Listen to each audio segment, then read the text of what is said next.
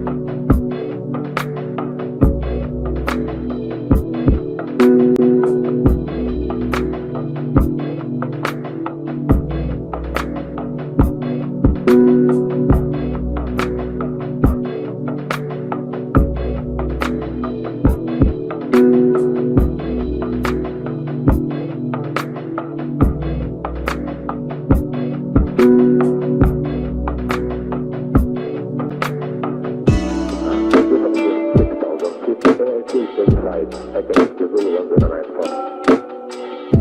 The night for, the night for, the night for.